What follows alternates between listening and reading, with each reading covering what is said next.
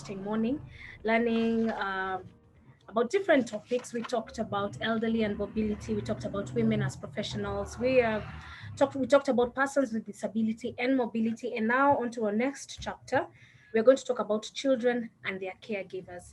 Let me kindly remind you that for real-time updates, you can check our social media pages. That is Twitter, Instagram, and Facebook. Follow us at Flown Initiative. On Twitter, use the hashtag 2020 Women in Transport Conference. That is hashtag 2020 WIT Conference. Now, without further ado, allow me to introduce our next session, which is children and their caregivers. And this session is going to be led by Penina Ndegwa, founder of Wow Kenya Mom. Penina? Good morning, good evening, good afternoon, everybody from wherever you're watching us from.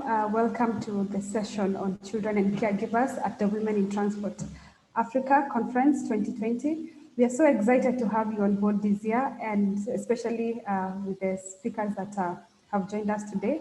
I'll be a session lead. I'm Penina Ndegwa, the founder of Wow Kenya, and I'm joined by very, very experienced women. We have Roshda Majid from Bernard Valia Foundation. Please wave, Rashida. And then we have Anna Siprikova from NACTO organization in New York. Hi, Anna. And then we have Anne Kamau from University of Nairobi. So to start us off, basically we'll be talking about children and caregivers, the issues that they experience in cities, and what we can do to make our cities more child-friendly. And to start us off, I would like to invite Rashda, introduce yourself and carry on with your presentation. Thank you. Great. Thank you very much, Penina, and all the organizers of the Women in Transport Conference. Very excited to be here and looking forward to sharing more about the foundation, but more importantly, our initiative called the Urban 95 Initiative. And looking forward to comments and questions at the end of the session. I'll just go ahead and share my screen. The topic for discussion from my end today is on Urban 95, which is basically looking at cities from the perspective of babies, toddlers, and their caregivers. And briefly about myself, I'm the India representative for the Bernard Van Leer Foundation. I have been with the foundation for a number of years. In India, we are headquartered in Mumbai. Of course, as far as the foundation is concerned, the Bernard Van Leer Foundation is based in the Netherlands, and we work in a number of countries. Our main mission and value proposition is a good start for all children. And one of the reasons for that is that all babies and toddlers, especially the most disadvantaged, deserve a good start in life. And the reason we put very young children first is because we believe that this is the best way to build happy, healthy, and prosperous societies, apart, of course, from being the right thing to do. And the foundation was established in 1949, and since the 1960s, we have been focusing primarily on early childhood development. In fact, from the 1960s, we started looking at a lot of research on young children and why the early years are critical. This was even before a lot of the research had come out on the importance of the early years.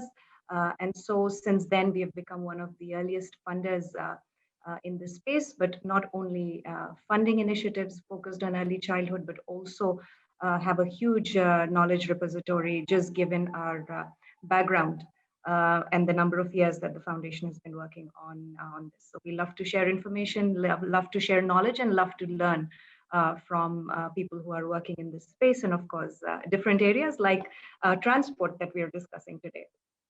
And one of the questions I think fundamentally that people would have is that what has early childhood to do with the early years? And I hope that through my presentation today, we can touch upon that and touch upon why it's very important for caregivers and young children to be taken into consideration when we are talking about the early years. And I feel like this picture encapsulates very well what I'm talking about that you see on the screen right now. Basically, under our initiative that we call Urban 95, the question that we ask of people like you, city planners, city decision makers, people who work in transport, people who take key decisions day to day on how transportation and mobility works, We asked this question of if you could experience the city from an elevation of 95 centimeters, which is the height, it is the average height of a healthy 3-year-old by WHO standards, then what would you change? And therefore the name Urban 95, with the 95 centimeters being the average height of a healthy 3-year-old child. But before I talk more about Urban 95 and what the foundation is doing under Urban 95, I wanted to talk a little bit about why the early years and why the foundation decided way back in the 1960s that we would focus on the very early years. Many of you would know that the brain develops at its most rapid pace during the first 5 years of a child's life. In fact, 1 million neural connections are formed per second in a baby's brain during the first 1,000 days. And therefore, it is critical to focus on the early years in a number of ways, because the human brain continues, of course, to develop, but it will never develop at the same pace and the same speed as the early years. And of course, if you see this graph that is on your screen right now, the one on the right, you will see that this graph talks about the amount of effort it requires later on in life to be able to bring in changes that will that are easier to do early on in life. And therefore, the therefore the focus on early years is critical, because you're able to, with small investments, make a transformative change in somebody's life. The other image that is on your screens right now that you'll see is of two images. This is from a long-standing study that's going on in Bangladesh. This is under Dr. Chuck Nelson from Harvard University. And basically, the top image is of that of a brain of a child that has received nurturing care. It has received proper nutrition, safety, and security, opportunities to play. That is critical. Whereas the other image is that of a child, the brain of a child that has been deprived of some or all of the above, all of the things that I just said. And therefore, you can see that the early years, the focus on early years is critical, because it has a direct impact on brain development and how well a person is able to do later on in life.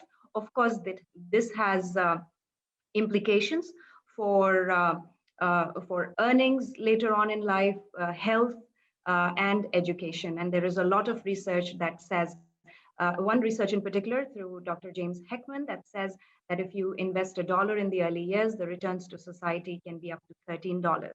And there are many areas of research that talk about earnings that can go up to 25%, of course, not to mention all the health benefits in terms of heart diseases and so many other areas that one can talk about. And the other point I wanted to make about early childhood is that one of the most decisive factors in early childhood development and making sure that the baby develops to his or her full potential is the single most important factor is love from a caregiver. And therefore, you will see this captured very well in the slide. And if parents talk to their children or any other caregiver, if we are talking about storytelling, playing with them, of course, good nutrition, breastfeeding, showing affection, that is something that has the maximum impact on a child's life. Where the physical environment comes in is also interesting, because the physical environment is also critical.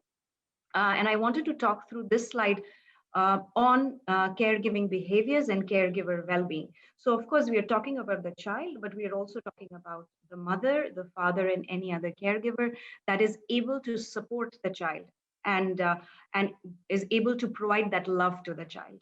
And therefore, you can see that from the images that are here, that the caregiving behaviors are different at different points in time as the young child, as the baby grows, and therefore the influence of the external environment becomes greater, but also things like caregiver mental stress in terms of also how they experience the physical environment, how they experience their cities becomes critical. And so one of the reasons we focus on urban design and built environment and transport and mobility through Urban 95 is because of the principle that if you're able to support caregivers better, they will be able to provide love and affection to their child better, which is the single most important thing that is necessary for full brain development of a child, or to develop to his or her full potential.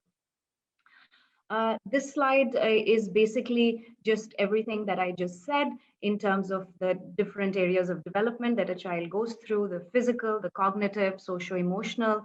A lot of it, or all of it, is dependent on caregivers, family well-being. But there are specific points where the external environment makes a difference. Connection to nature, there is a lot of research that shows the reduction in mental health, stress, and better mental health. Of course, exposure to pollution, that's area that is increasingly under consideration. Play, I mentioned play earlier, opportunities to play are critical, not just traditional learning or in school, but even prior to that. Observation of surrounding. Young children are curious, they need to see these things around them. Of course, from an early childhood development perspective for caregivers, accessibility to services is key. To daycare centers, to health clinics, to even grocery stores, finding places that are accessible for mothers, for fathers to get to while they are with their young children. And of course, stress, which I touched upon earlier. And so when we talk about healthy child development, this is how we are looking at it. We are looking at the healthy child development being supported by services for babies and toddlers, and therefore also services for caregivers, looking at family-friendly planning and design, which is basically where Urban 95 comes in, and a healthy environment also linked to Urban 95. And if I may just talk a little bit about Urban 95, this is an initiative that was launched in 2016 by the Bernard Van Leer Foundation. And this is an initiative in terms of partnering with city governments and basically working with city governments to bring this family-friendly planning and design into the DNA of cities, into the thinking about how cities can work well for babies and toddlers and therefore families of young children. So this is not about building cities for young children, which is a lot of times people think, oh, how can we only think about young children? There are so many other stakeholders in cities. It's about thinking about families, people who care for young children, and really providing services that will allow them to thrive, and the physical environment that will allow them to thrive. These are a number of cities that are already engaged at various stages and different levels at Urban 95, all with the intention to scale Urban 95 across the city and really build this into how a city functions. And of course, there are many more cities that are joining the movement, if you will. And in terms of Urban 95 and the core principles that we talk about, of course, there are many areas. I just talked about air pollution that is becoming increasingly important area for us. But we think about public space as well, think about neighborhood planning, most of it linked to mobility and transportation. And within city government, thinking through data-driven decision-making and interagency collaboration. And the reason I would like to basically talk about this a little bit is even from the lens of transport and planning.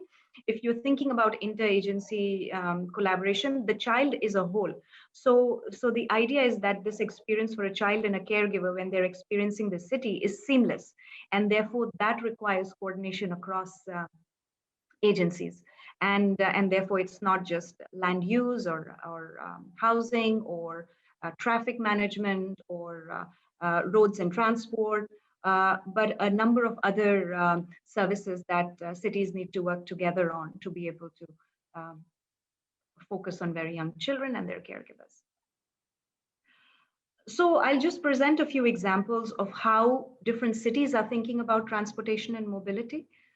This will give you an idea of all the things that I've talked about and how this is working out in practice. And so in terms of one of the things that I did want to mention about experiencing the city and thinking about mobility and public space is that what we call ITCs, the infants, toddlers, and caregivers, they should at least experience public realm more than any other group. yet the design for them is the least deliberate. And if I may say so, and this is true in India as well, in many other countries, is that the design is mostly for able-bodied young men, and it doesn't really work for not only young children but also senior citizens and so on. And so through this graph, what you will see is that when you're designing cities for young children and their caregivers, you have to think about two people.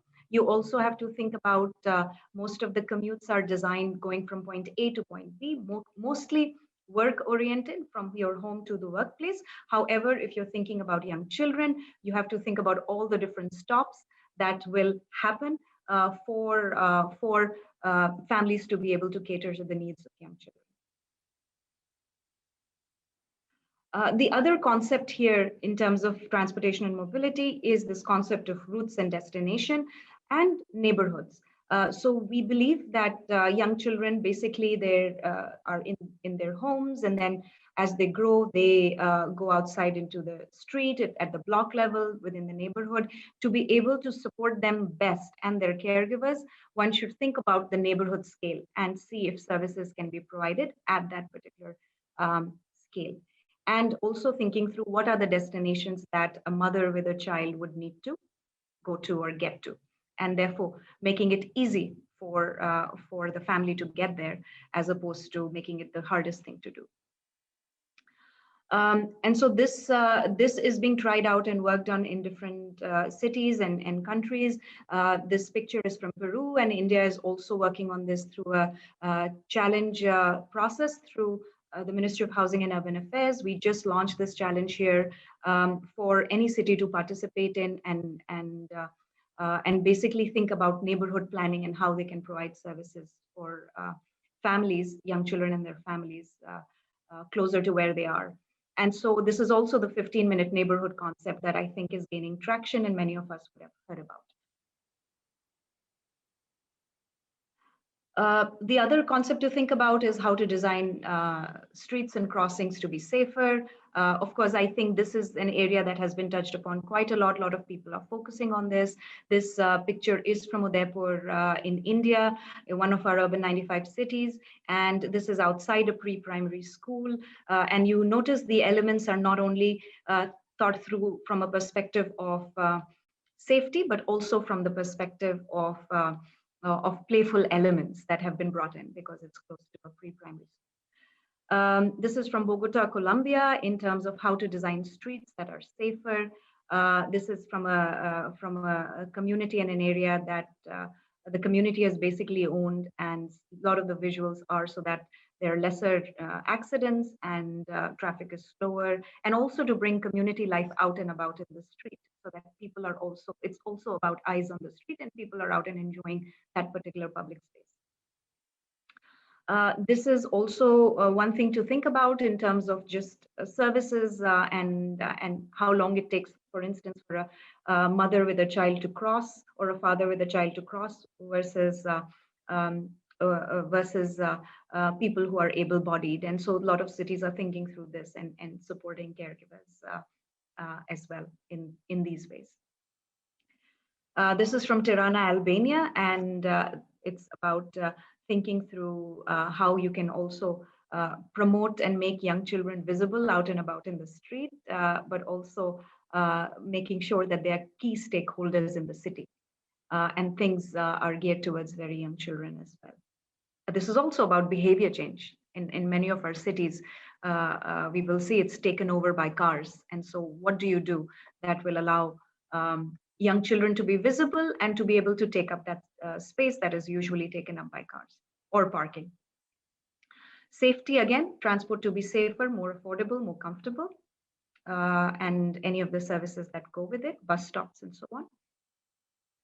Also, I mentioned playful earlier, and also in terms of the routes and destination concept, how do you also make sure that there are opportunities to rest, to play, while a caregiver is out and about with their young child? And this was from Pune in India. And these two pictures, one is from Tel Aviv, there you see storytelling happening. This is usage of public space and bringing children out and about and making them visible. The city is doing a lot of programming to make sure that children, again, are key stakeholders in the city, and the city caters to them. The other image is from Azraq in Jordan. It's a simple design as a street crossing, but when you think about Azraq having one of the largest refugee camps in the country, and also limited opportunities and spaces for children to play, then it becomes one way to build an environment or a image that is stimulating and helps young children observe. So finally, I'll just end my presentation with some food for thought for everybody who's been listening, is how do you think your city can encourage and promote early childhood and brain development? Specifically, how can transport and mobility planning better address the need of these key stakeholders because their future depends on it? And what are some of the quick ways in which we can demonstrate that cities can work for young children and their caregivers? And of course, over a period of time, how can these interventions be made sustainable and address the needs of maximum number of children and young families? So with that, I will end my presentation and pass it over to you, Vanina, but happy to listen to any questions or discuss this later. Thank you.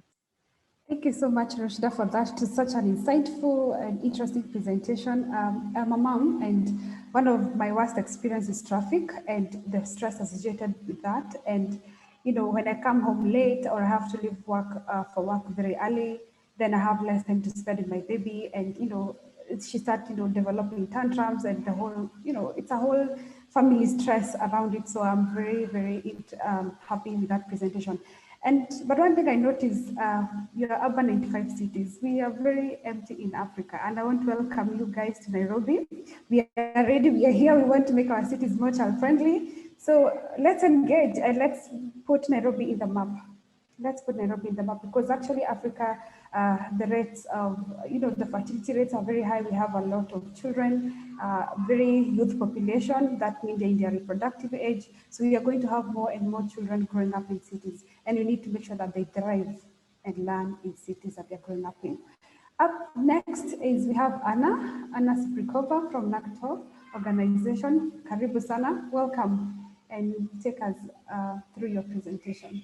Thank you. Thank you so much. So my name is Anna Siprikova. I'm with NACTO. We're a US-based nonprofit, and I'm currently based in Moscow, Russia. I'm an urban planner by day and a mother by night. So a lot of these issues are like very dear to my heart. As a caregiver myself, I'm experiencing different cities and different challenges, and kind of always try to bring it back to my practice. And I'm a huge public space advocate with years of experience volunteering and working to bring back public space to the community. So today I want to talk about actually why we're talking about kids and transport. Unfortunately, globally, the way we're designing our biggest public space asset, which is actually our public streets, which are not usually seen as the biggest network of public space, is only favoring cars and motor vehicles, and a lot of times completely ignoring the needs of people and children specifically. And we rarely take into account like how vulnerable they are and how their needs are different. And it's especially shocking considering that today more than half of the world's population is actually under the age of 30. With 90% of them living in low and middle income countries. And despite this huge number, which is actually like, again, just want to repeat that it's like half of the world population is within the young age, it's the most underrepresented group, either in politics or in policymaking or in civil society, and specifically in transportation and transport planning. Although young people actually have great ideas about how to make our streets better, they understand their own needs and they bring unique perspective to the discussion that's otherwise is completely missing.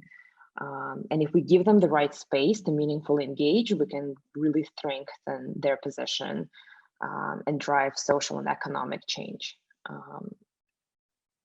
And globally, more than 500 children die every day from road traffic crashes.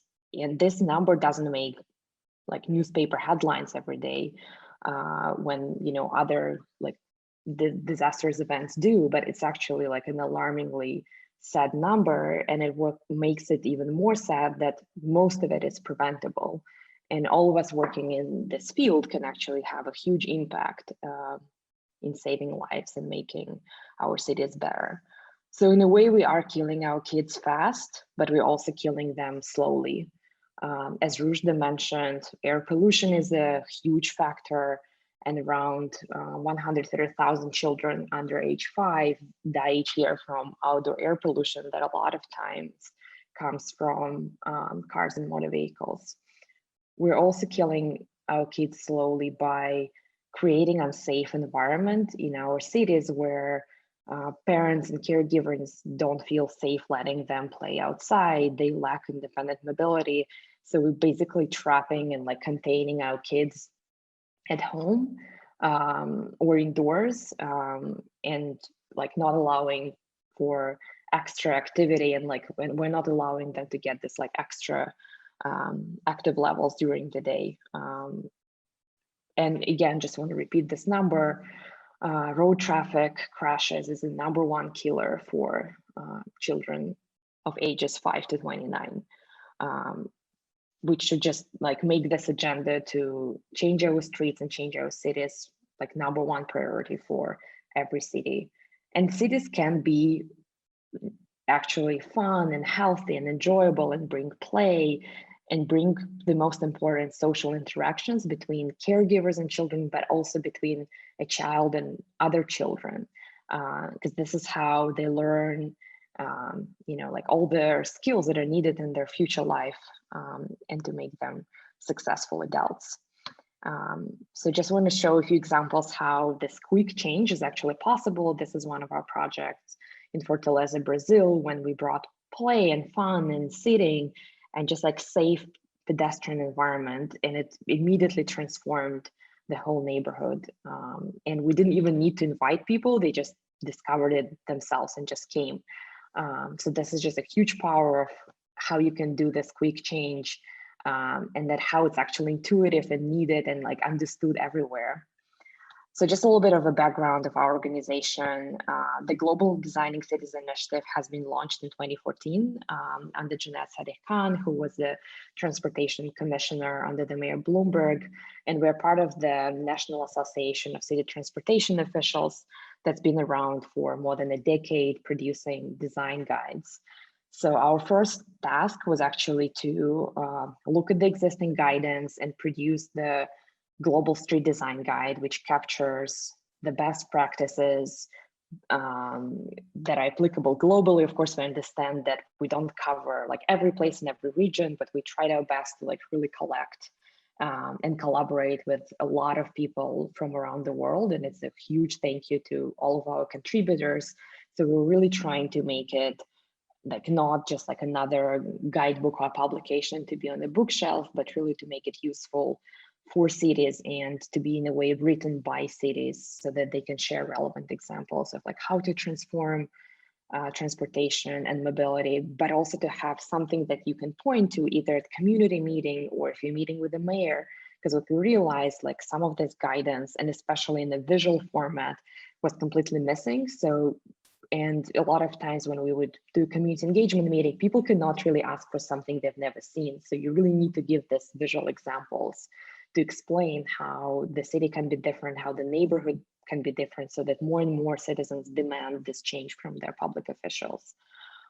And a few years later was like similar thinking and philosophy with huge support from our funders, the Van Leer Foundation, FIA Foundation, and Foundation Botnar and Bloomberg Philanthropies. We launched the Streets for Kids program and produced the Designing Streets for Kids guide that kind of specifically focuses on kids and caregivers and play and learning and really kind of raises the bar for like the highest safety standards on the street. But we're not only produced the guide, we're also helping right now 12 cities around the world to provide trainings and to implement some projects. So actually in Tirana, Albania, the project that we're working on just broke ground 2 days ago. So hopefully in the future, we can share more practical examples, like how to apply this guide, how to make streets around schools car-free, and at least like reduce traffic, improve air quality, reduce noise, and make them fun and enjoyable, and create a true public space. So both of our guides, Designing Streets for Kids and Global Street Design Guide, are available for free download from our website. So it's really accessible to everyone. You can also order it in print, and I really encourage you to like check it out and use it in your daily life. So some of the fundamental principles that we build this guide on is improved and independent mobility. First and foremost, making sure that children and caregivers can get around the city, they can get to places, they feel safe. It's not a stressful journey, but it's actually something enjoyable. And the second kind of big pillar is creating places to pause, sit, and play. And especially for like anyone who ever had an experience like walking on this in a city with a small child knows that, you know, children have very different needs. They can be unpredictable, they throw tantrums. And as a parent or a caregiver, you really need some kind of quiet space, or just like some extra space to, you know, help your child to calm down, change clothing, or like, you know, provide them with food, or just have some like learning and interaction moment. And not all of it is like should be designated at like special places. It shouldn't be that you just go into the park or you just go into the playground. We should really include it in other everyday places like transit stops, larger sidewalks, and create these moments like everywhere with like high frequency. Because as I mentioned, children's needs are greater and different from adults' needs from the streets. They need more space, they're less visible, so therefore they need more visibility. They need safe environment, they need social interactions, and also they need play, which for kids is actually like one of the way of learning and building their skills for future success at school and at work. So play is not something kind of can be seen as like silly. It's actually a super important factor for kids' development. And I just want to share an example like how it actually can look like. So what does it mean to have safe and healthy streets? It means having unobstructed, clear path that's wide enough to have an adult and a kid walk side by side, or several caregivers. It means having accessible crosswalks, having light, having speed limits so the cars don't really like rush by you and create danger. How does it look like when the street is comfortable and convenient? It's adding maintenance, making sure the street is clean, there are rubbish bins, there's social seating, there are trees and shade and like extra lighting and some fun elements. And then how do we really like elevate it and make this like a whole pedestrian experience, is by making sure that we're continuously building this infrastructure. And it's not just like one block in the city, but we're really investing in creating a network of pedestrian experience and pedestrian space. Another kind of huge piece to look at in a city is actually schools and streets around schools. And a lot of times they are one of the most dangerous streets in the city, with a lot of traffic crashes and injuries, which is completely unacceptable. And we really want kids to have safe and social and interactive environment next to their school, so that they can independently go to school when their age allows, play after school, for caregivers and parents to have some interactions with other parents. And I know this sounds like kind of a visionary vision right now during the pandemic, but it especially highlights how even now we need to think about our streets and how they can be like a huge public space asset to the city and to the community. And also want to share a few examples of like how can we actually integrate more play into streets. This is an example from Detroit, where sidewalk was first of all improved, unobstructed, but then we just added like the running numbers, and it really made it like super fun and playful, both for kids and adults, and just like adds this like extra moment of interaction into the day.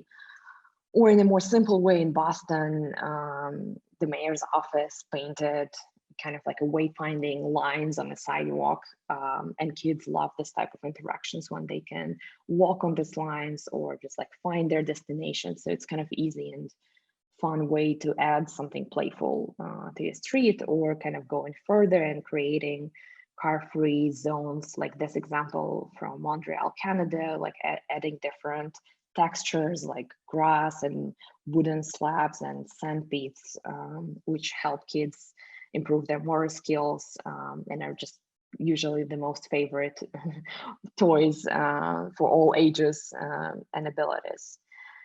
Adding another layer, like looking at bicycle infrastructure. When we talk about bicycle infrastructure for kids, there are three key points to consider: that the bike facilities are wide and protected. Otherwise, no caregiver would allow their kids to bike there, and it just becomes dangerous. Then we have safe intersections, so it's not just the bike lane itself, but it's actually like how you're crossing the streets, how you're getting to multiple destinations. And lastly, that it's a complete network, that it's not just a few blocks, but you can kind of connect key destinations and it leads you somewhere.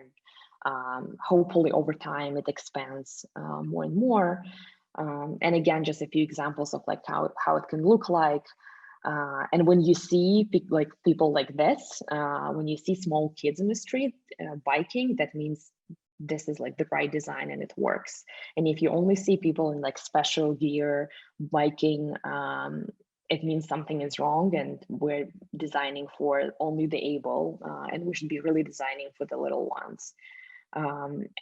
And even kind of thinking further about like bike infrastructure, like bike share systems. In most cities, it's just for adults, and only few cities like Fortaleza has special kids bike share, which is amazing. Because if you think about it, like if you are a caregiver, if you only have adult bike share system, it doesn't really work for you, because you're not going to be biking alone, and like where would you put your kid? And it's just unsafe. Cities like Milan are experimenting with adding kids seats to the bikes. So just again, kind of like brainstorming and thinking about the user and like who the people are. And this is that again, as like Rushdi was saying, that thinking it's two people, it's not just one person using this service. Making sure that transit infrastructure also supports kids and caregivers, that is accessible, there's seating, there's wayfinding, there's kind of like countdown systems, or at least like people can track and know when, or there's like a reliable timetable.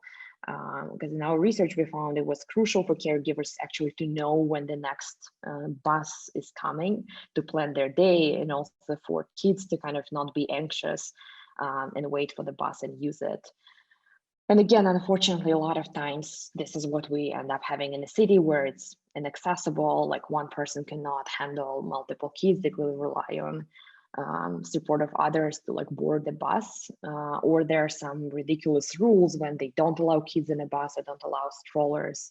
So really kind of challenging this policy and thinking how we can change it so that it's actually a nice and smooth experience and you don't even notice that you've actually boarded a train or bus. Adding play and fun, again, in the kind of simple way, because again, every caregiver knows if you're waiting for a bus for like more than 20 minutes, you really have to entertain your kid, and sometimes you're also tired and busy. So providing something like interesting and new for kids to do is an easy way to also reach more kids that sometimes lack, any access to like any new toys at home. So you're really reaching broader community with these efforts. Is another example of like how the bus stop can be a place to actually linger and stay and just like take fun pictures. And even during the pandemic, we've seen some examples of streets being transformed and turned into play streets, with maintaining the social distance. and allowing kids to have more outdoor activities and still kind of catch up on learning. So kids really need the space, and like we should be their advocates to improve the streets. So I want to very quickly walk you through 10 key actions to improve streets for kids, so that it might be a little bit more technical, but I really want to make sure that you leave this presentation with some concrete examples of what you can do, and how to like actually change the vision of our streets and bring them to the highest standards. So the number one action is the quality of sidewalks and pedestrian experience, because actually most people walk in a lot of cities, but the infrastructure is still designed for cars. So focusing on sidewalks, creating continuous network, making sure that they are actually accessible, have ramps, and have all the accessibility components is very important. Building safe and short pedestrian crossings, because the least time kids spend on the road, the safer it becomes. So really adding like pedestrian islands, reducing travel lanes where possible, would make our cities much, much safer. As I mentioned, to incorporate places to sit, to play and learn, kind of in everyday life, either like like working with local businesses or creating parklets or using unused corners or blocks on the street. Reducing car parking in a way to make it harder to drive just for the sake of driving, and like shifting mobility choices. Of course, this should come with like kind of the other side of providing reliable transit and alternatives. Investing and prioritizing quality transit. So these two actions are really interconnected. Providing safe cycling facilities, because again, a lot of research showed that just providing a bike lane that's unprotected does not really increase the cycling numbers. A lot of people who would otherwise use the bike to get to work or get to school really ask for safe and protected facilities. Adding trees and green infrastructure, and this request often comes from actually children themselves that want to see more nature, more birds, more insects, more nature in our streets. That also helps with reducing urban heat effects, and to collect rainwater. And reducing speeds, and not only using the signs and enforcement and policy, but also including the design measures, because you cannot really put like an enforcement officer on every street. And if you're not really addressing the speed reduction with design, it's almost like a half measure. So really looking at kind of the speed levels, and any car that's moving faster than 35 kilometers per hour is actually fatal if it collides with a kid. So keeping that number in mind. Incentivizing cleaner and shared vehicles. So looking at electric cars and like how they can be prioritized over the other means. And thinking from the 95 centimeters, or actually like really thinking from the child's perspective, talking to caregivers, engaging children,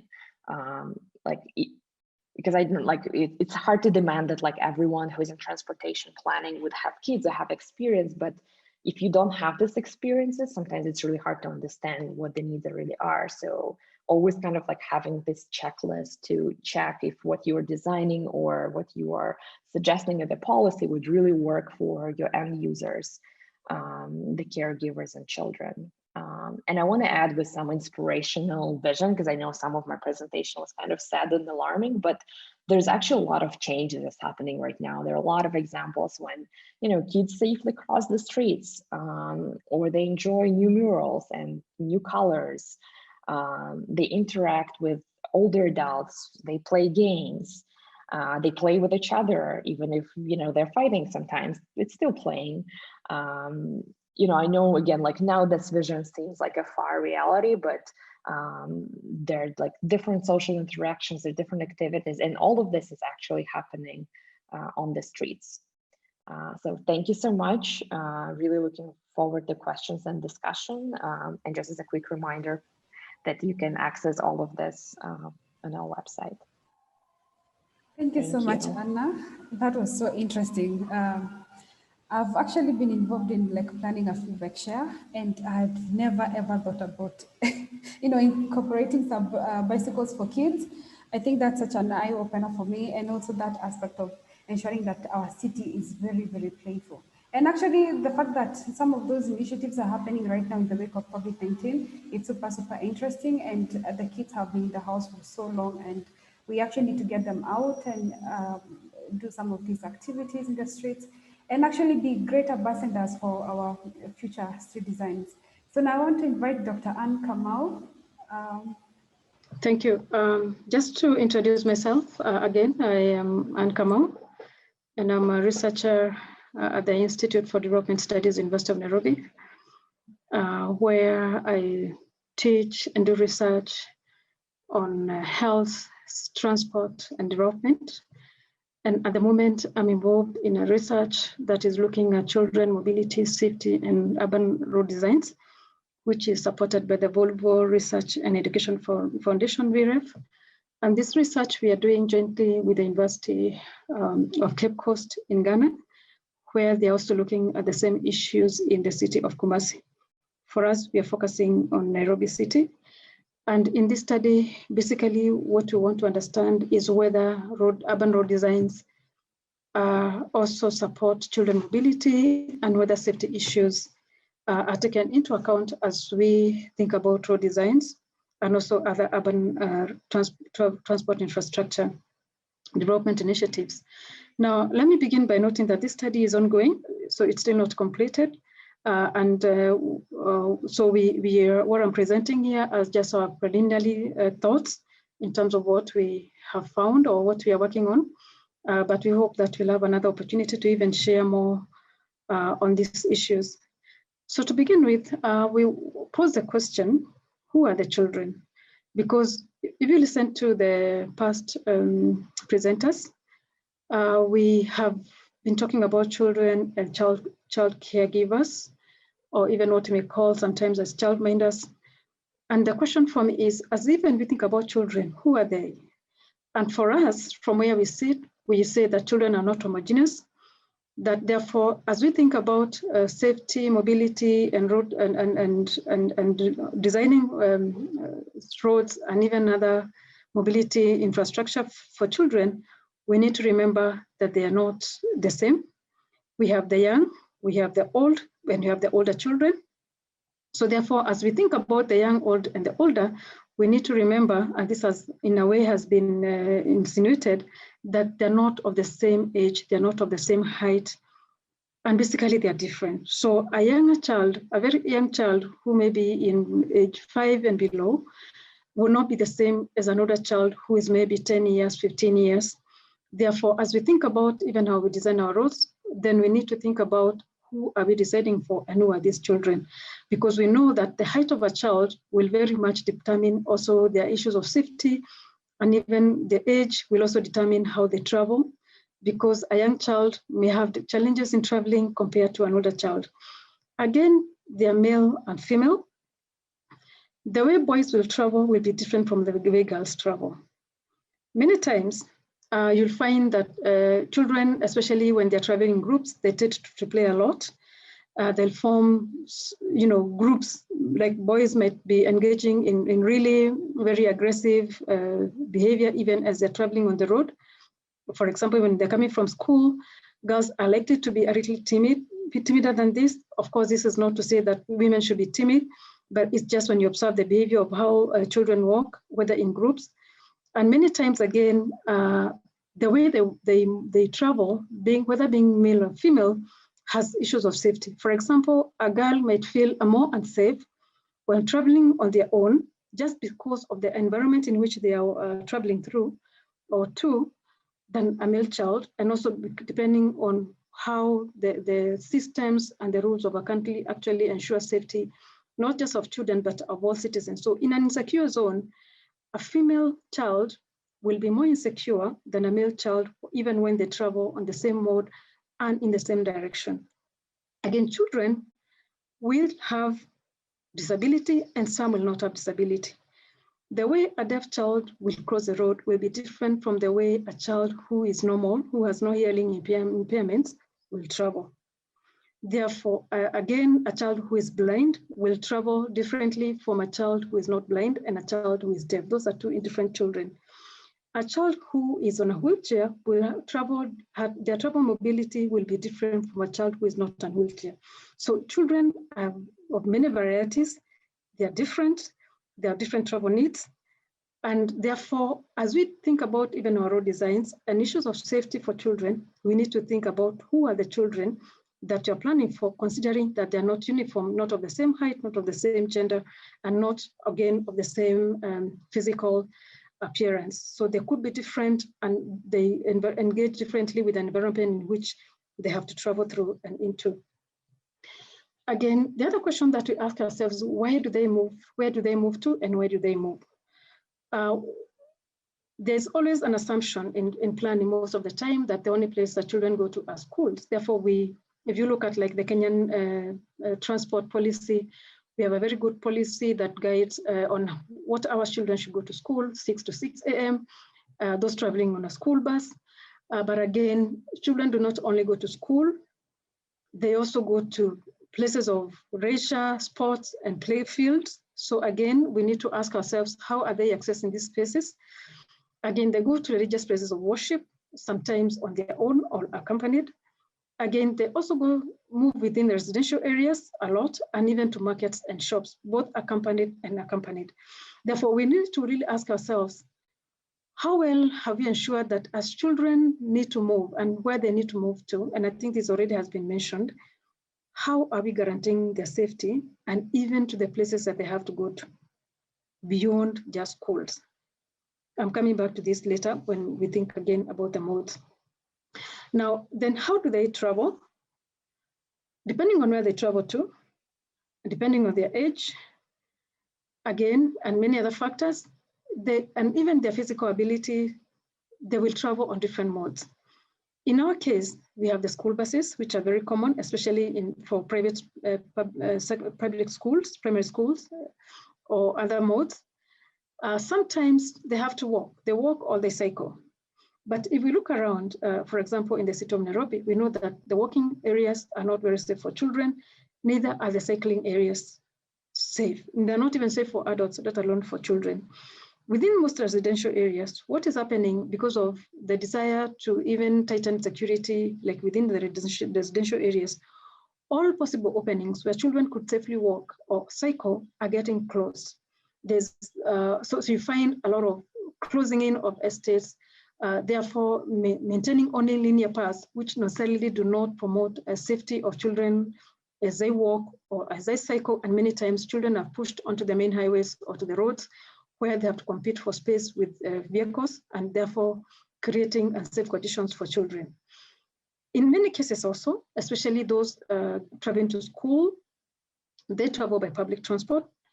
But we know that in Kenya, this is sometimes a challenge because there's always a statement that this is not a school bus. Therefore, some vehicles do not allow children into their vehicles, and all they discriminate against them, where they take adults and children are left stranded at the bus stops waiting to board vehicles. Or even when they do, they many times are forced to be standing passengers, or in some cases, what we call in some matatus, some additional seats, which they call saucer. It's a seat that is put in between other seats that where the child is supposed to fit in as they sit there. But of course, it becomes very uncomfortable.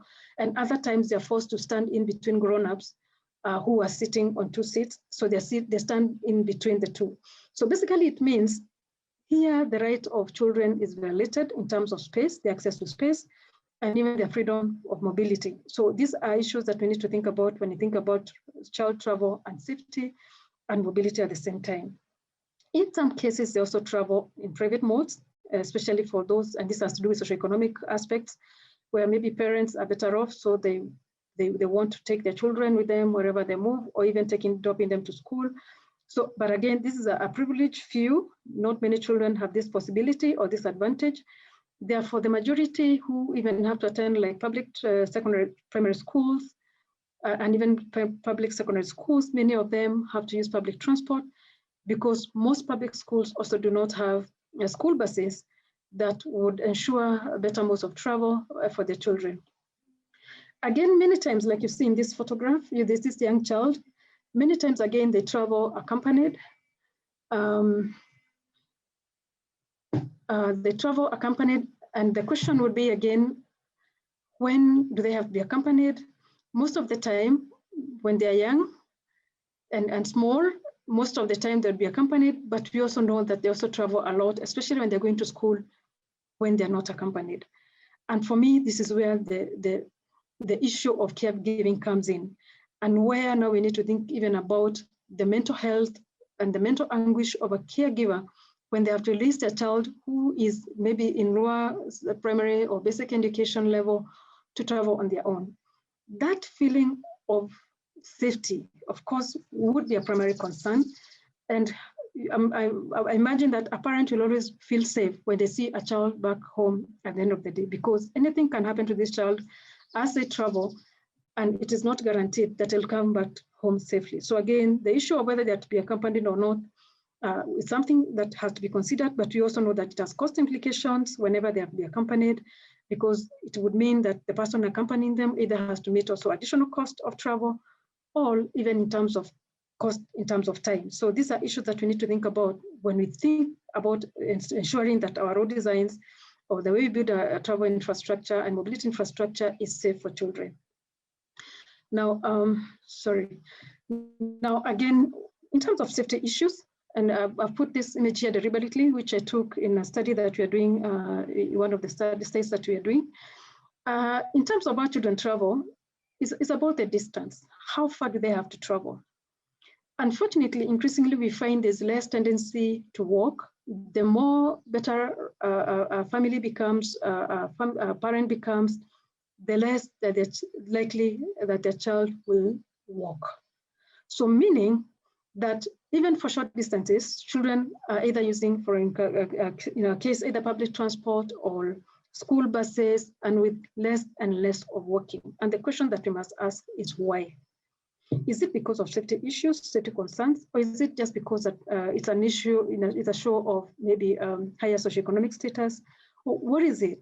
Does that in any way curtail the freedom of movement of children? And what would children prefer? Would they prefer to walk, or they actually prefer to use the means that they're provided with?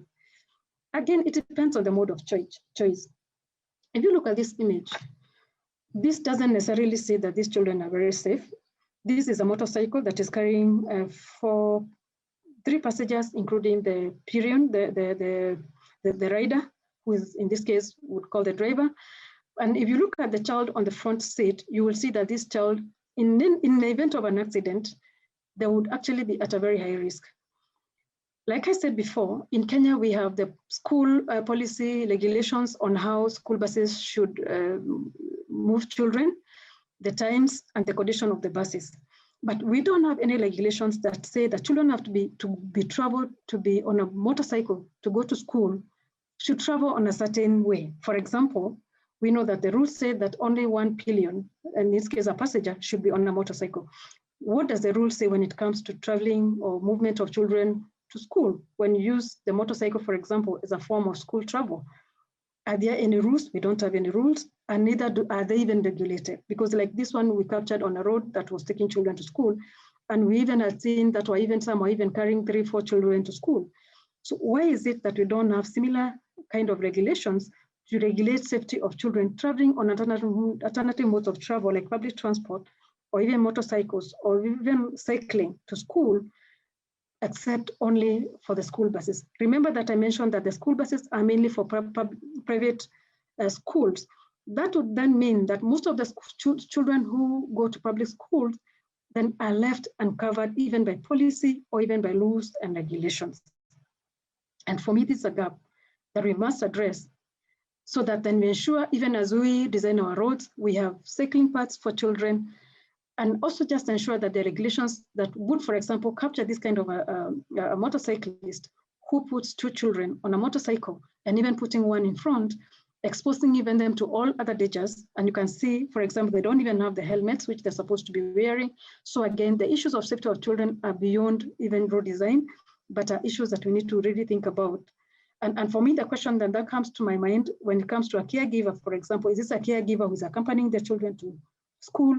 How long is the distance between where they have to travel from? Could could it have been better and safer if they had walked? Why did they not walk? Was it because there were no safe walking spaces where they could walk, or what issues really? Then the other thing that you asked, then what is the age of the child vis-a-vis the means, the most that they use for traveling? So again, a younger child, maybe if this were older children, perhaps they could have walked. But then we see these are young children. And if we continue the current trend, it would mean that the younger the child, the higher the risks of even being involved in an accident. And this is an issue that we need to address even for now and for the future. So again, the other issue that even we are looking at, what informs the caregiver's decision to even determine on what mode the children will travel, either by school bus, by walking, by motorcycle, by cycling. What is it that informs the caregiver decision? So these are questions that we're asking, and we continue to engage in. Now, when it comes to road designs issues, this I will, I am in another group, which we are calling the Socially Just Public Transport Working Group. And this working group, we are just basically looking at road designs again, but again, from the context of socially just public transport. And this combined now with the current study that you're doing with VREF, we are looking at how are the road designs. If you look at the two road designs, you'll see that these ones have raised, the crossing areas are raised, and this enhances the visibility of the pedestrians who are closing. And this is the kind of question that we are raising. How well, and these are the observations that now we are making on the roads as we go and look at the points where children are crossing, how well are our roads designed in such a way that they actually enhance visibility of the pedestrian, but more important for us, the children who have to cross wide roads like these ones. If you look at the two, you can see this is two sides of the road that are joined.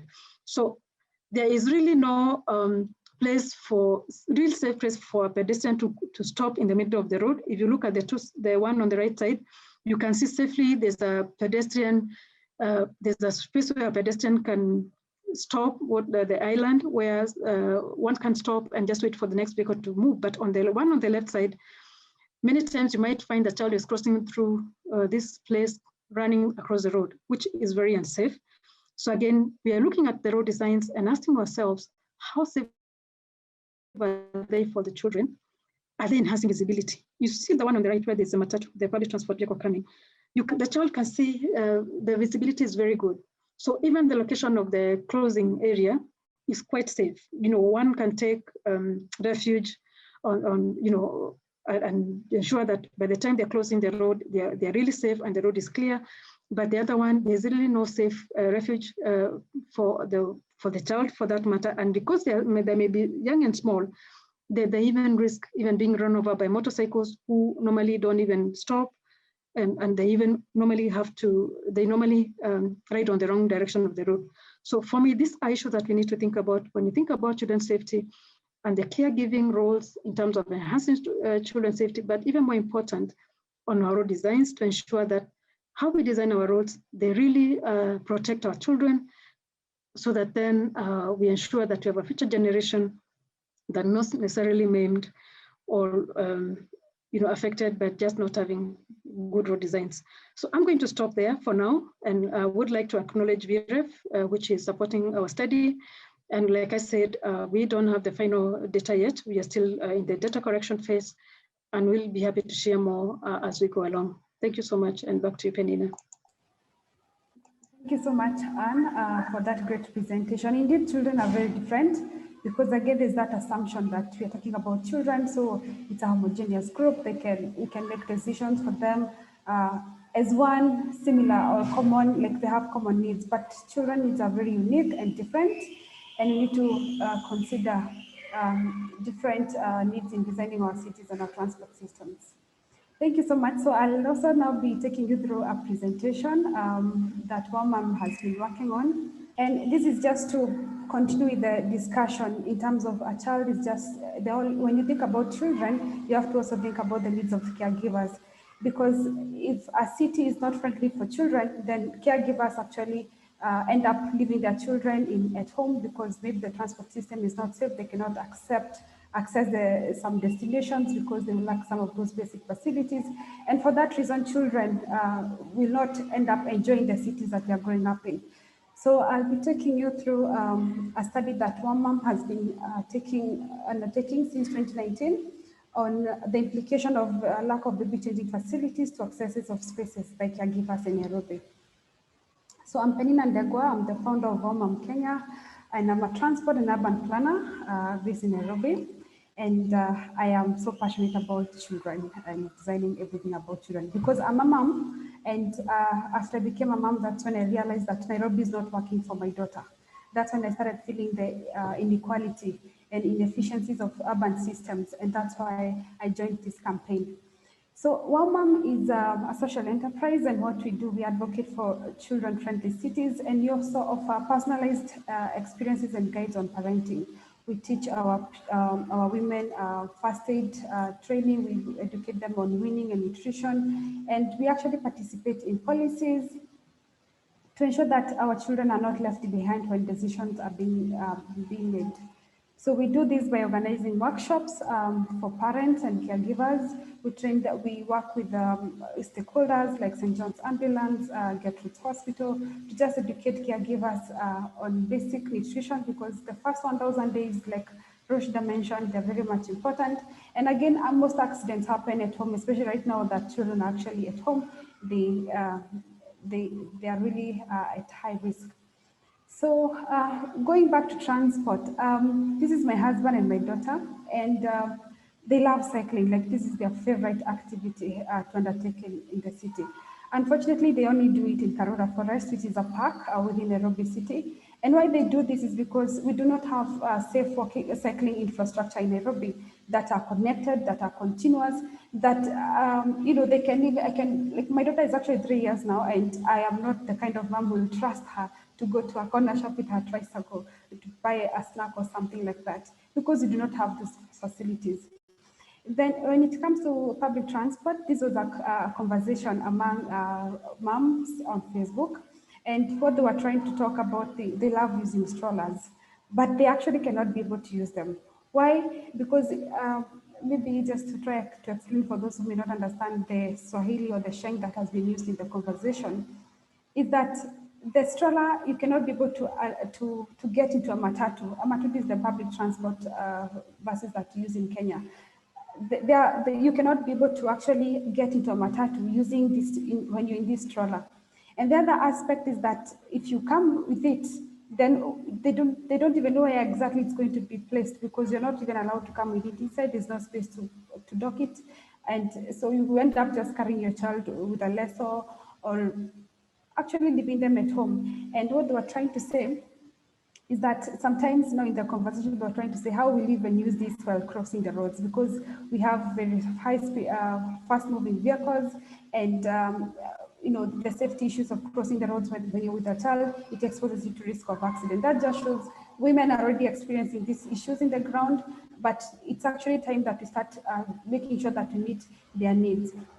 This is me and my baby using a matatu, and I was actually trying to experiment the systems and how inefficient they are. And actually, my experience was not so interesting, because where I live, it's an intermediary stage, and so by the time I boarded the matatu, it was already full, and I had to, wait, like walk in the bus and look for an empty seat that I could sit. And then, when you're holding a toddler, a baby, you also have a diaper bag with you. So it's like you're disabled. And the moment you get into a bus and start moving, you almost fall, because they start moving, you are looking for a seat, you don't have a priority seat, a dedicated priority seat for you to sit. And sometimes no one is willing to help you with the bag as you get for a seat. So it's very risky. You have seen a lot of moms almost fall down and have their babies knocked in matatus.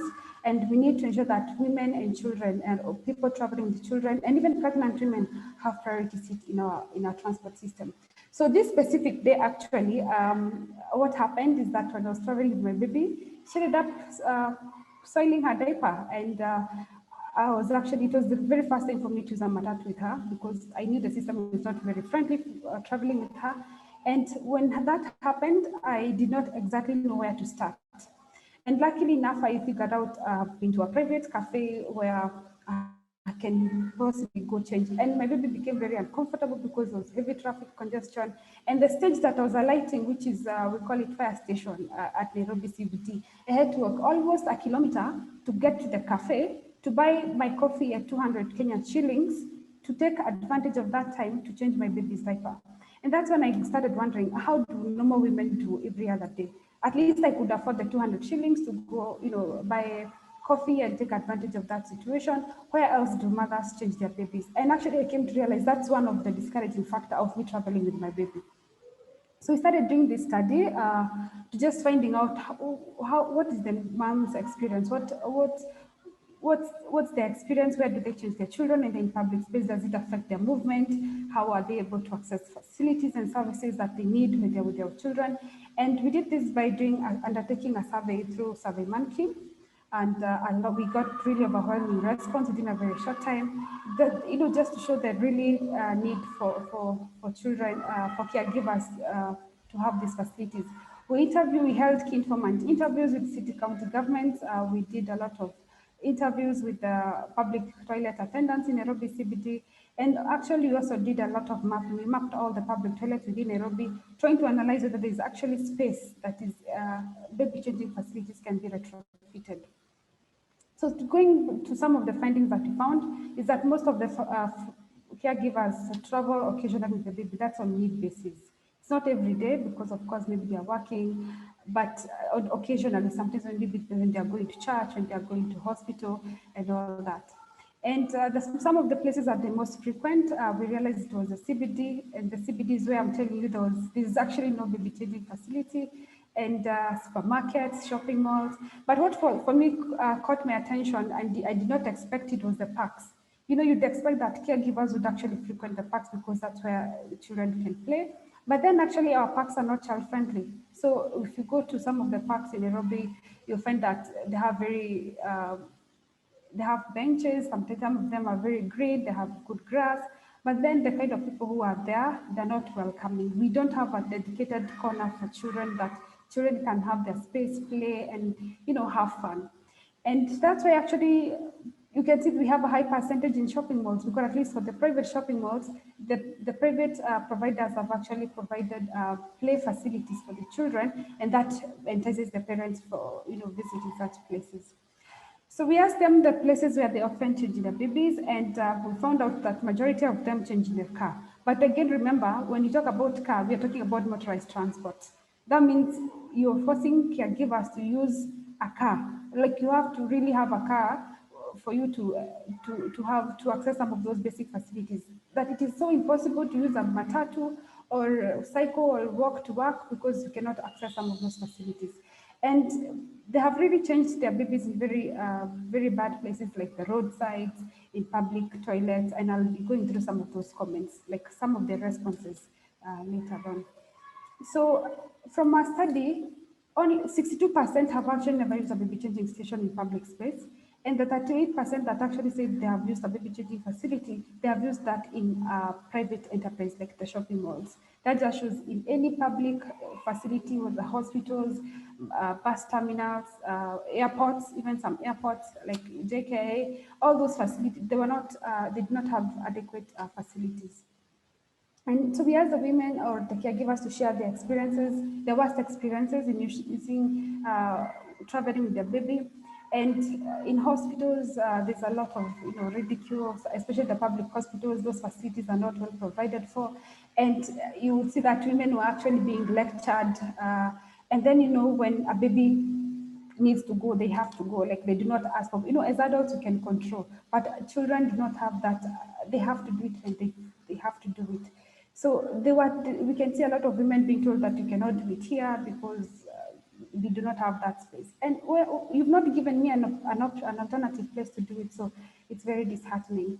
Then even in matatus, I could relate to this because at that time when I told you I walked with my baby, poop stinks.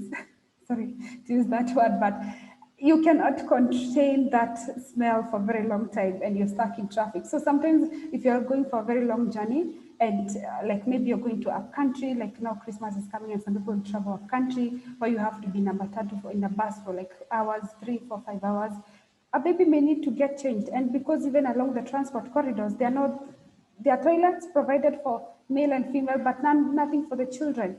So, and as a mom, you have to do what you got to do. You get ridiculed.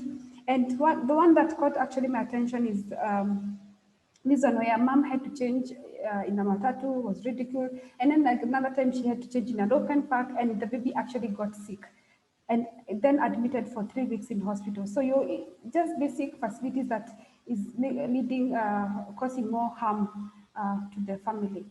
Then even in the car, sometimes, of course, you saw that the highest percentage use the car, but you can see it is not comfortable because at the end of the day, there's no disposal facility, so you have to carry around your soiled diaper at home, and that's not comfortable. Again, as a caregiver, you feel like you're responsible because maybe you have other passengers, maybe you're traveling for a wedding or a family occasion, and then you're not the only person in the car, and then you have to walk around with a soiled diaper. So those are some of the challenges.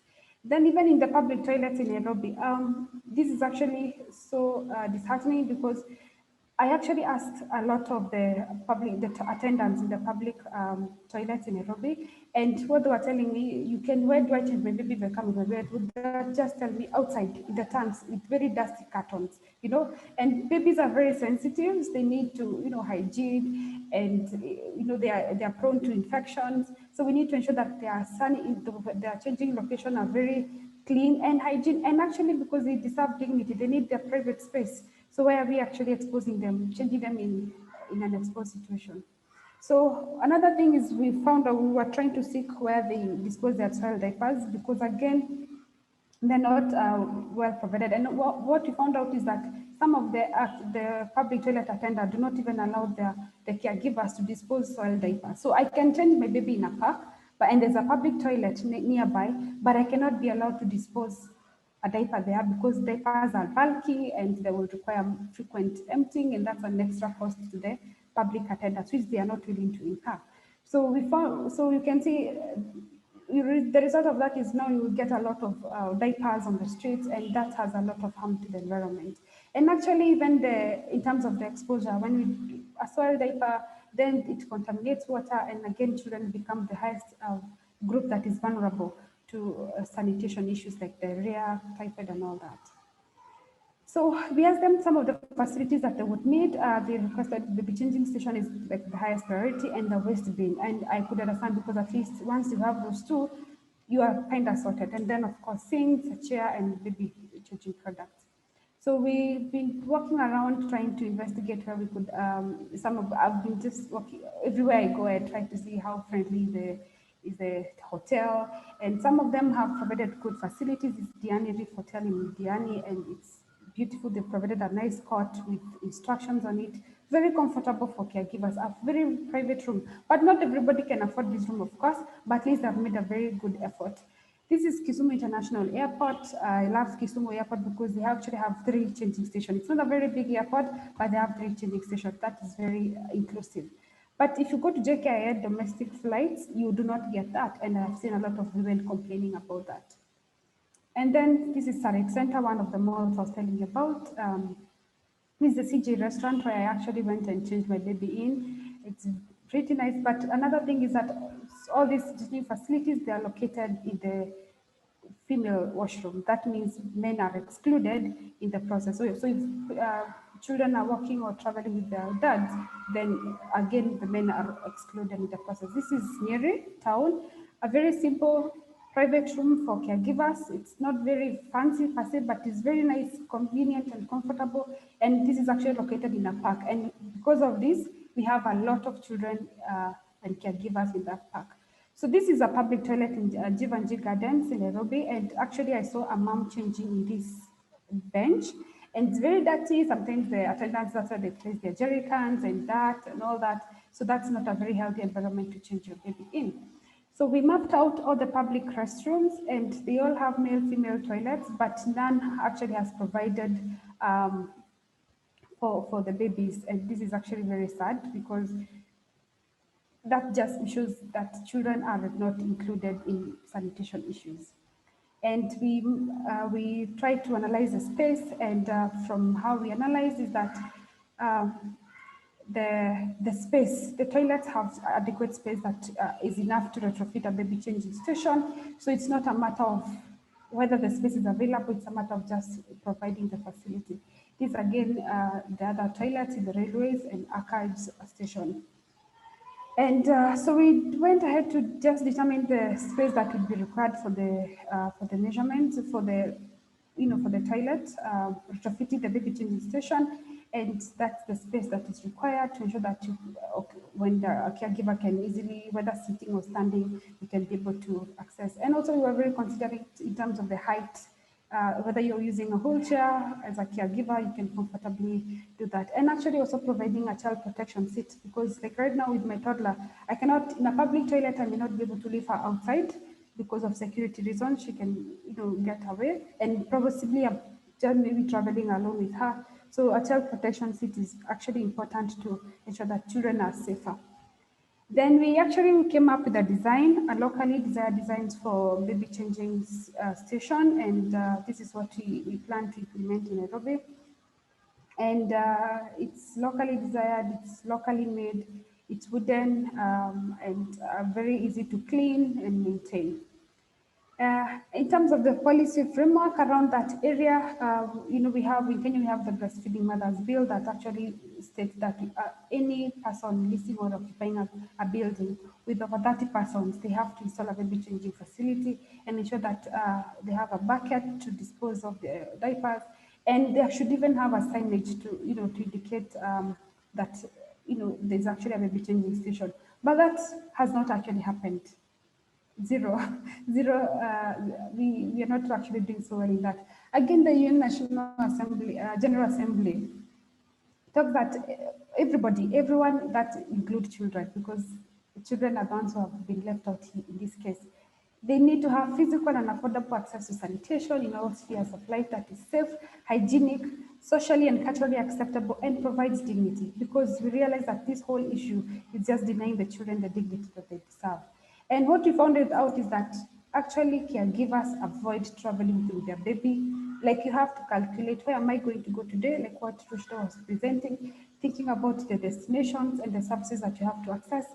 And then thinking, if I will not get a baby changing facility, because you never know when they will do it, I'll only travel with the baby when I really, really, really have to. Maybe a hospital, for example, or maybe traveling to a country, or now end up using a car, causing congestion, contributing to pollution, and actually, or just leaving their children at home. And we know we are denying the children the right to play.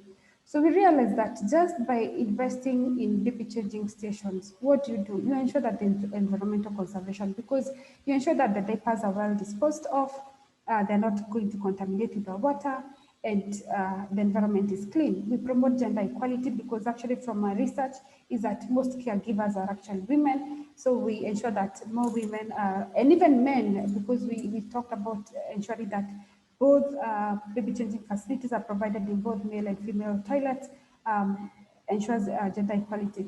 Mental health, you've seen a lot of women complain about being ridiculed, being shamed, that you're doing bad things in the public space, but you're doing what you have to do, ensuring that children, right, that kids can actually enjoy being in the city. And of course, a human right, because they're also part of human rights and they deserve dignity. So we published the report, and it's going to be on our website in the next couple of days. And we are in talk with the City Council of Nairobi. They are ready for us to start installing the baby changing facilities. That's really our plan for 2021. We need to at least implement 20 baby changing facilities in Nairobi, because that will actually attract more women to actually traveling with their kids to the CBD. We need to bring more children in the cities. Then the other thing that we need to do, we want to demonstrate, actually, we need to demonstrate that streets can be safe for children. So we've already selected a street, which is Aga Khan Walk in Nairobi CBD. And what we intend to do in 2021 is actually to redesign some of those good designs I've seen Rashda and Anna present, just to show Kenyans and Africa in general that streets can be friendly for children, and it's time that we make them a priority. The other aspect is that we are advocating for priority seats for pregnant women and caregivers, specifically in matatus, because we want them to start enjoying the matatu services, especially for the low-income earners who do not even have an alternative, that public transport is the main mode of transport. We need to ensure that they have the priority seat and they're able to enjoy the movement. And also because Nairobi is in the process of planning the BRT system, we want to ensure that children have priority seats as the BRT is being implemented. So you can reach us out. That's our website. That's our email address. You can follow us on social media. And I'm looking forward to engaging with all of you as we make Nairobi a child-friendly city. That's the end of my presentation. Thank you so much. And yeah, so now I want to call now all of us to give a call for action. We've seen different presentations from different cities and some of the challenges that we have. We've seen everyone has something good to offer in this space, especially for Nairobi. Let me speak for Nairobi because that's where we are. And we need, as Nairobi is a big capital city for Africa, it's a regional hub, especially for East African region. We are setting the pace. We want to set the pace for child-friendly city, and we want to invite all of you to join us in this fight. And let's make Nairobi a child-friendly city. So I want to invite all of us. I'll start with Rushda, then followed by Anna, then followed by Anne, and then I'll wrap up. Just give us a call for action so that we can give space for question and answers from the audience. Thank you very much, Penina. And I think I had presented a lot in terms of at least giving people who are watching this food for thought. And my only call for action for people who are not only city decision makers and also urban planners and architects, people who are working on this day to day, but also for the general public, is that really think about your cities from the height of 95 centimeters, which is the height of very young children. And if you sit down at that height, you'll just see the world a little differently. And when you do that, you will likely realize that these are our youngest residents, and probably we need to be more deliberate in terms of how we think of our cities and how we think of young children. And I'll just leave with one sentence, which is that we believe that cities that work for very young children work for all. So I invite all of you to think from the perspective of 95 centimeters. Thank you. Thank you so much, Rushda. Anna. Yeah, thank you, Penina and Anne, for really wonderful and eye-opening presentations. My call to action is pretty simple. We believe that seeing is believing. So really kind of trying to identify some easy kind of accessible pilot projects and just doing something from accessible materials, even if it's just a one-day intervention and, like a community play street, or just like reclaiming and taking back the space and showing people who might disagree that actually, this is possible and this is how streets should look like. I do think this is like the biggest instrument that we have, and also actually bringing kids and caregivers to the discussion more and more. It's very easy to say no when it's just like a proposal from someone else, but when it's a proposal from children, I do believe it's much harder to say no for the future generation. And looking forward to kind of have Nairobi on the map and hear back about amazing case studies that can be shared and replicated and inspire more change in more cities around the world. Thank you, Penina. Yet again, for me is to begin to say that we must begin to think about children. We must begin to look at the infrastructure around us and ask ourselves, where will a child walk through? Where will a child cycle through?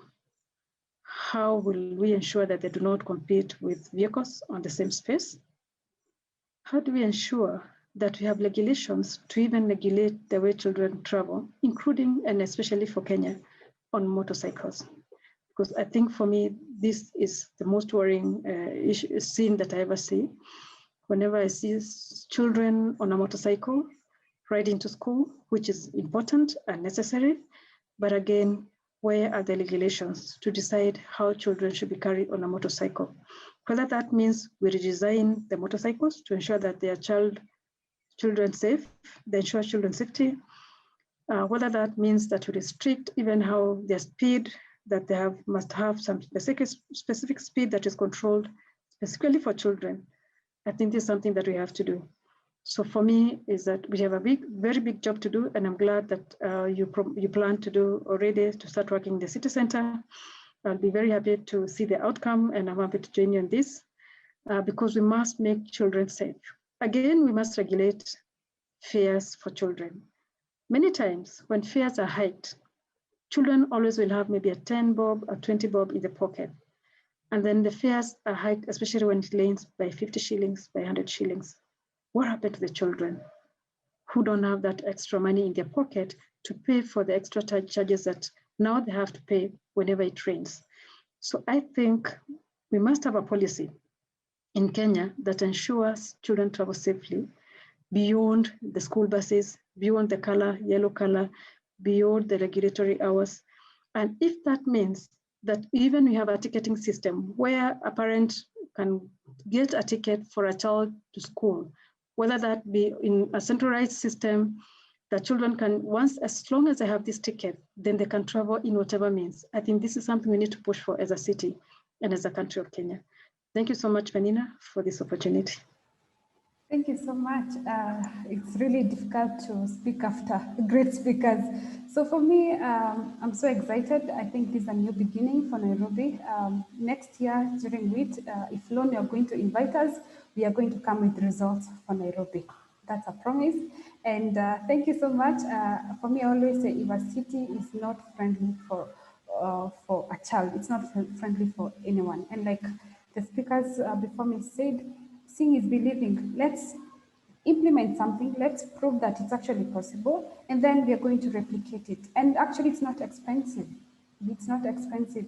And another thing is children needs are actually very inclusive. If a mom or a caregiver can get into a bus with a stroller, that means somebody, an adult with in a wheelchair is going to access that bus comfortably and safely without even much help. If a child can cross that street safely, then anybody else is going to do it. So let's come together, let's join hands and really design our cities for the youngest and the most vulnerable group. Thank you so much, and looking forward to your great questions and comments in this session. Thank you. Thank you very much, Penina, for such a wonderful facilitation of this segment that has been children and caregivers in transport and mobility. Some of the panelists that Penina actually hosted were Rashda Majid, Anna Siprikova, and Anne Kamau. One of the questions that has been raised here is from Jennifer from Uganda, and they say that it's very unfortunate that in Uganda, there's no free space to construct children's walkways and play areas for children. Advice on how to how to convince government to give it a priority. I'm going to ask Penina. Penina, can you hear me? Yes, I Hello? can hear you. Okay, Hi. so let me read that question again for you. And this is coming from Jennifer from Uganda. And she says, it's very unfortunate that in Uganda, there's no free space to construct children's walkways and play areas for children. Advice on how to convince government to give it a priority. Maybe you can very briefly do that for us, Anne. Rather, Penina. Yeah, thank you so much for the great moderation. So it's not a matter of space, it's a matter of priority. So we just need to redesign. We don't need to expand our roads. We don't need to build more parks. First of all, we need to use what we have. The streets that we have, redesign them to accommodate the children. Safety, we do traffic calming, like installation of bumps to slow down speeds. We do signage for speed limits again. Around school zones, we need to ensure that the children can safely cross the roads. And for the parks again, because they are there, like for Nairobi CBD, we have plenty of parks. But then you just realize that it's only smoking zones. We have like very high priority for smoking zones. So we need to ensure that in every corner, we have a dedicated space for children. So it's really not a matter of space, it's a matter of priority. And that's what we need to push for in every government in Africa. Thank you very much. A follow-up question, Penina, because this is, you who mentioned this, that when we decide to make this comfortable for kids, for example, if we put on a ramp that you can use with a stroller, other persons are going to be benefit from it. For example, persons with disability or the elderly who might be using a wheelchair.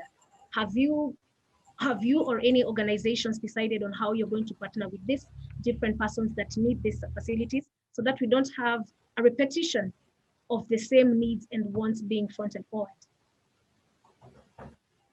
Um, so in designing street, it has to be a multi-stakeholder engagement. You have to work with all stakeholders. Of course, our priority is to focus at the, designing the streets and the cities in the lens of children. But like I said, their needs are very inclusive. The moment a child or a caregiver can easily use a stroller on the street, that means a person in a wheelchair is going to comfortably move around a city. Children are slower, they are shorter, they are not easily seen by motorists. So if you design in a way that it is safe for them, then everybody else is going to be catered for. Yeah. Thank you very, very much, Penina. Thank you for moderating that session. Thank you, Rashda Majid. This is the country representative for Bernard Van Leer Foundation. Anna Sipikova, Senior Program Associate, NACTO, and Anne Kamau, a researcher at the University of Nairobi. Thank you so much for your insights on this particular topic that focuses on children and caregivers. We're going to take a very short break, 10 minutes to be exact, and then we're going to come back. But I leave you with the words of Rashda, who says, cities that work for young children work for us all.